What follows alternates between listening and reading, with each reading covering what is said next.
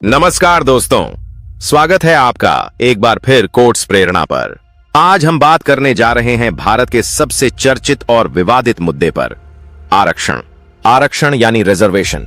ये सुनते ही कुछ लोग कहेंगे ये तो पिछड़े वर्ग के लिए न्याय है, तो कुछ लोग कहेंगे भाई ये तो टैलेंट को मार डालने वाला सिस्टम है। लेकिन असली सवाल यह है कि क्या वाकई डॉक्टर भीमराव अंबेडकर ने आरक्षण को स्थायी समाधान माना था? आरक्षण क्यों शुरू हुआ और आज क्यों विवादों में है? क्या बाबा साहब का सपना पूरा हुआ या अधूरा रह गया? आज हम इन सब सवालों का जवाब देंगे, उदाहरणों, इतिहास और आज के हालात के साथ। तो वीडियो को अंत तक देखना, क्योंकि इस टॉपिक पर आपके विचार बदल सकते हैं। चलिए शुरू करते हैं डॉक्टर अंबेडकर और आरक्षण की कहानी। सबसे पहले समझते हैं अंबेडकर के समय का सामाजिक हालात क्या थे। 1930 से 40 का भारत सोचिए।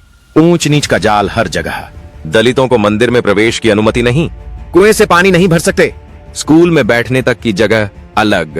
अंबेडकर खुद इस भेदभाव को झेल चुके थे। पढ़ाई में टॉपर होने के बावजूद उन्हें अछूत समझा गया।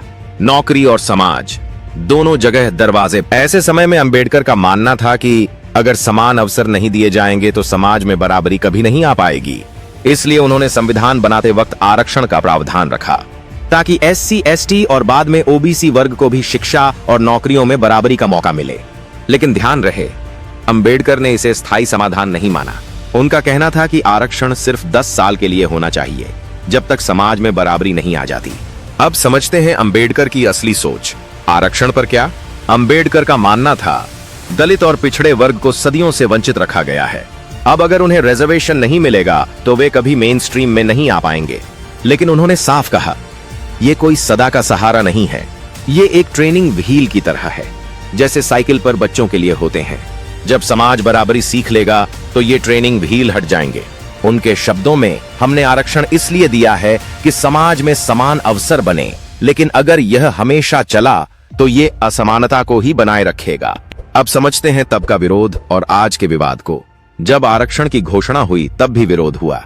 कहा गया कि यह मेरिट को मार देगा। 1950 और 60 के दशक में कई राज्यों में आंदोलन हुए। 90s में मंडल कमीशन आने के बाद तो देश भर में आंदोलन और आत्मदाह तक हुए। आज भी स्थिति वही है। सामान्य वर्ग के लोग कहते हैं कि हम प्रतिभाशाली होते हुए भी पीछे रह जाते हैं। आरक्षित वर्ग के लोग कहते हैं अगर आरक्षण नहीं होगा तो सेंचुरीज का भेदभाव मिटेगा। कैसे? यानी विवाद हमेशा से है और आज भी है। अंदर जानते हैं क्या बाबा साहब ने स्थायी आरक्षण चाहा था? ये सबसे बड़ा सवाल है। अंबेडकर ने साफ कहा था आरक्षण 10 साल के लिए होना चाहिए, लेकिन हर 10 साल बाद सरकारों ने इसे बढ़ा दिया। क्यों? Vote bank politics. सामाजिक असमानता अभी भी मौजूद है। नतीजा, आज 70 साल बाद भी आरक्षण जारी है और विवाद भी और गहरा हो गया है। आज का परिप्रेक्ष्य में समझते हैं फायदे और नुकसान। सबसे पहले फायदे। लाखों दलित और पिछड़े वर्ग के लोग शिक्षा और नौकरियों में आए। समाज में नई मिडिल क्लास बनी। राजनीति और प्रशासन में प्रतिनिधित्व बढ़ा। अब नुकसान समझते हैं। कई जगह मेरिट बनाम क्वोटा का विवाद। क्रीमी लेयर का फायदा, यानी जो पहले से आगे बढ़ चुके हैं वही आरक्षण ले रहे हैं। असली गरीब और वंचित तक फायदा नहीं पहुंच पाता। प्रो आरक्षण लोग क्या कहते हैं? सदियों का अन्याय 1-2 दशक में नहीं मिटेगा।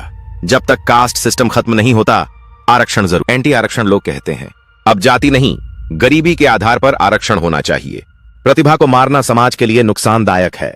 सच्चाई यह है कि दोनों पक्षों में दम है। अब समझते हैं हम लोग किस निष्कर्ष में पहुंचे। दोस्तों, आरक्षण सिर्फ एक कानून नहीं, बल्कि भारत के सामाजिक ताने बाने का आईना है। डॉक्टर अंबेडकर ने इसे समानता की ओर पहला कदम माना था, न कि अंतिम मंजिल। लेकिन सवाल यह है, क्या हम 70 साल बाद भी समाज में बराबरी ला पाए हैं? क्या आरक्षण का असली फायदा हर जरूरतमंद तक पहुंच रहा है? शायद नहीं।